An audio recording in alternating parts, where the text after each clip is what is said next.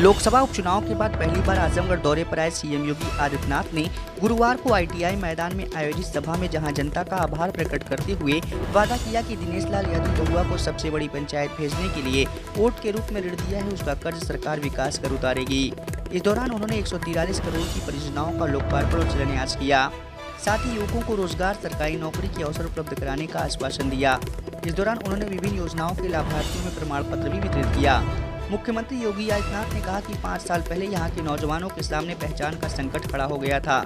जब वे बाहर जाते थे तो अपनी पहचान छिपाने के लिए मजबूर होते थे, कारण कि नाम बताने पर होटल में कमरे नहीं मिलते थे। पीएम मोदी ने एक भारत श्रेष्ठ के भारत निर्माण के सपने को साकार किया है।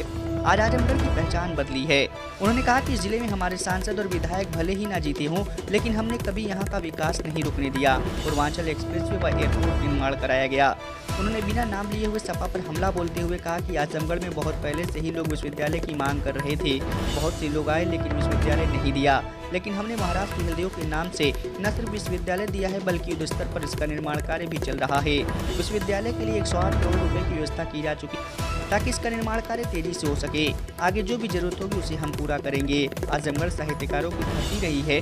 देश के हिंदी साहित्य के सुप्रसिद्ध साहित्यकार रघु राघव की रचनाएं हम सबको एक नई दिशा देती है।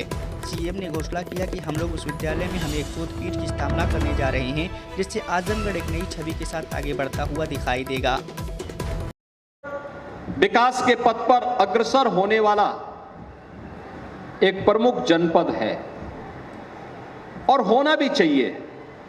जो पोटेंशियल यहां पर थी, जो प्रतिभा यहां पर थी, वह प्रतिभा राजनीति की संकीर्णताओं के कारण देश के राष्ट्रीय क्षितिज पर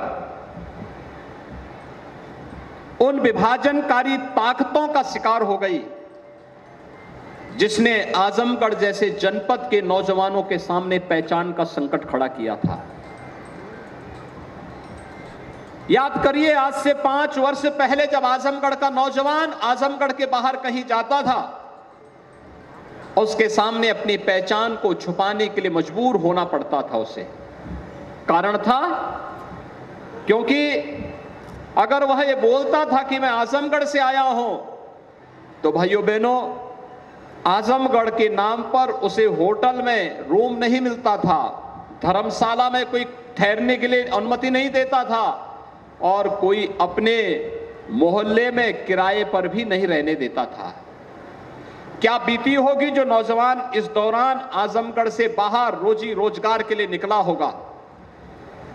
लेकिन आपने इस धारणा को बदलने के लिए जो प्रधानमंत्री मोदी जी ने एक भारत श्रेष्ठ भारत के अभियान को आगे बढ़ाने का कार्यक्रम किया और उत्तर प्रदेश के अंदर भारतीय जनता पार्टी की जब सरकार 2017 में बनी, तो सरकार बनने के बाद जो अनेक प्रकार के कार्यक्रम हम लोगों ने प्रदेश के लिए तय किए थे, आजमगढ़ के अंदर भले ही हमारा विधायक न बना हो, भले ही हमारे सांसद न जीते हो, हमने लोकसभा चुनाव में भी आजमगढ़ की भी और लालगंज की भी सीट हम लोग हारे थे, लेकिन हमने आजमगढ़ के विकास को अवरुद्ध नहीं होने दिया। पूर्वांचल एक्सप्रेसवे प्रधानमंत्री मोदी जी ने इसी आजमगढ़ में आकर के जुलाई 2018 में उसका शिलान्यास किया था और आज पूर्वांचल एक्सप्रेसवे ने आजमगढ़ के विकास को एक नई गति दे दी है। अब यहां से लखनऊ जाना हो, भाइयों बहनों, मात्र 2 घंटे में आप लखनऊ पहुंच सकते हैं।